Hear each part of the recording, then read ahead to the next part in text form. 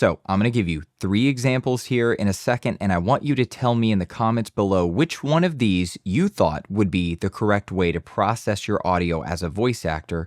So here we go.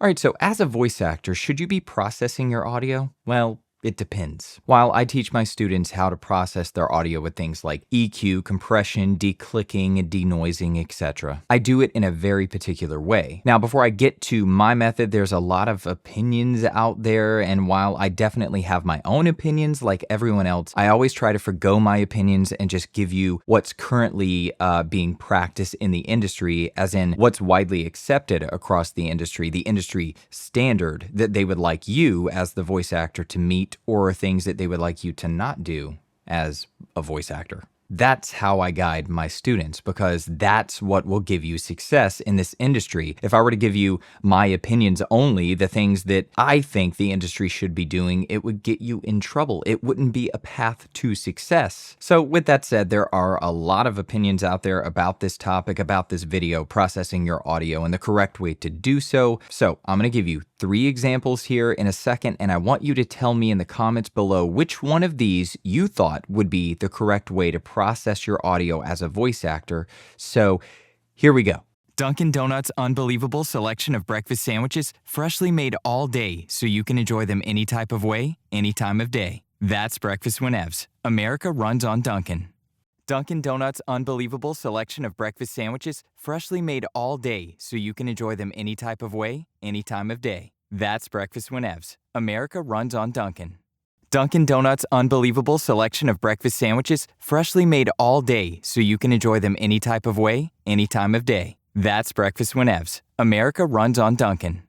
All right. Which one did you pick? Write down in the comments below. But now I'm going to play those same samples, but also show what the waveform looks like inside Audition. And once you see what the waveform looks like, I want you to let me know in the comments below if your answer changed. And if your answer did change, reply to your previous comment with your new answer. Feel free to also let me know why it changed just by seeing the waveform. I'm curious to see what you guys were thinking. I'll do my best to get back to every single comment. All right, here we go. Dunkin' Donuts' unbelievable selection of breakfast sandwiches, freshly made all day so you can enjoy them any type of way, any time of day. That's breakfast whenevs. America runs on Dunkin'. Dunkin' Donuts' unbelievable selection of breakfast sandwiches, freshly made all day so you can enjoy them any type of way, any time of day. That's breakfast whenevs. America runs on Dunkin'.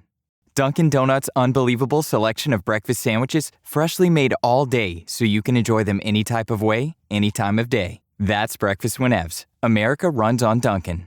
Okay, which one was correct? Well, choice number 2 was the correct answer. Why is that? Well, choice number 1 had too much processing, and choice number 3 was too loud. So let's break all of this down. Choice number 1 had a lot of EQ adjustments, compression, and other processing, but what makes that wrong? Well, I mean, if we're being honest with ourselves, most voice actors don't understand post-processing very well. The majority don't understand what EQ, compression, limiting, and all of that other stuff does, and even if they do know what it does, they don't really know how to properly set them inside their DAW. You know, what's too far and what's not far enough. Now, this is not a cut to voice actors by any stretch of the imagination. Voice actors didn't get into voiceover because they wanted to learn about EQ and compression and the audio side of things and all the other technical mumbo jumbo that comes with it. Now to my opinion. Now, my opinion is that voice actors shouldn't have to learn what this video is about, post-processing, but also voice actors shouldn't have to learn a lot of the technical side that voice actors are forced to learn these days because of the C word driving us and everyone else into their home studios, and then clients realizing they could save a lot of money by having the voice actors record the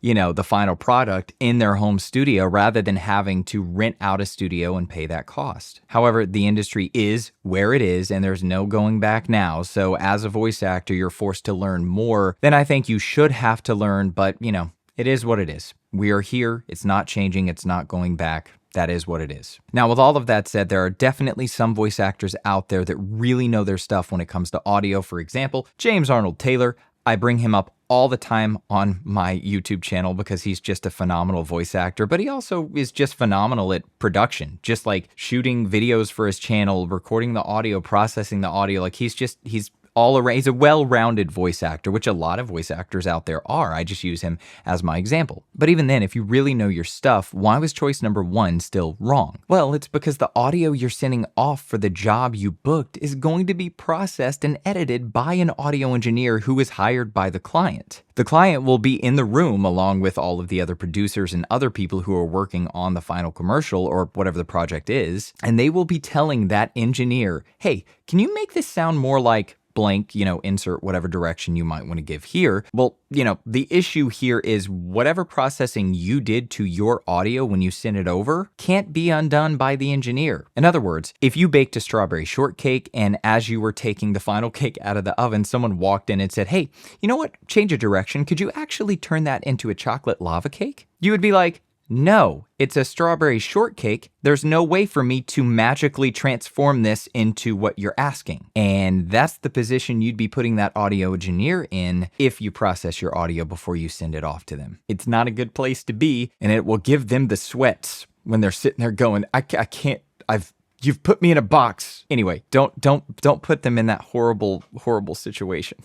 Okay, so why was choice number 3 wrong? Well, take the last reason and insert it here, but I'll add to it. Let's just say number 3 was an audition rather than a booked job. Well, you might think there's a little more leeway when it comes to processing an audition versus a booked job, and you'd be partially correct, but look at it this way. When it comes to an audition, your audio will eventually get to the casting director who is casting the spot. Casting directors go through hundreds of auditions a day, and if that was you, how would you like to receive auditions where the loudness is all over the place depending on the voice actor who sent the audition in? You'd be sitting there turning up and down the volume all day, of your headphones or your speakers, trying to listen to them all at the same level, which would be impossible unless there was an industry guideline for everyone to follow.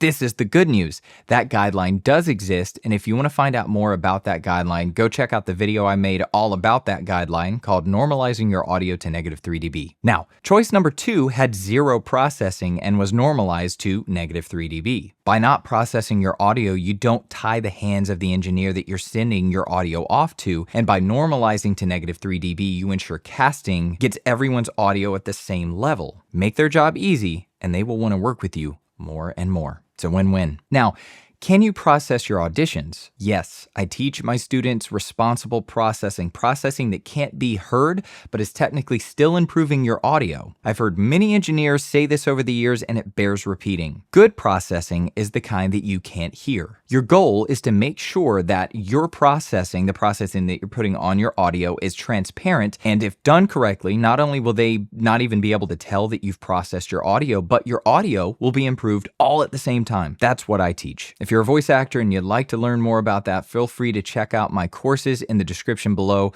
Audacity for voiceover, Adobe Audition for voiceover, and one day soon, Twisted Wave for voiceover. I'll be working on that in the future. Or you can sign up for a private coaching session with me where we can cover all of that stuff or whatever you'd like. Link in the description. Now, when it comes to book jobs, the guideline is doing absolutely nothing whatsoever to your audio. You send it raw without even normalizing your audio. You don't touch it. You record it in your booth. You send it off. That's it. What you recorded in the booth goes straight to them.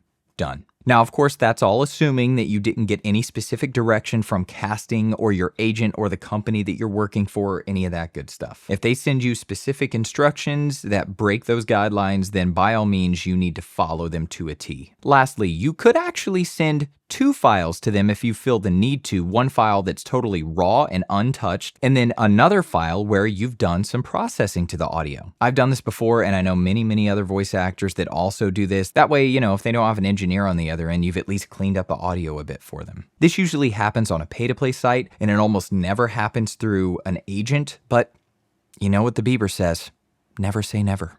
I hope you found this video helpful, and if you're a voice actor and you're not meeting these industry standards, well, you know what they say.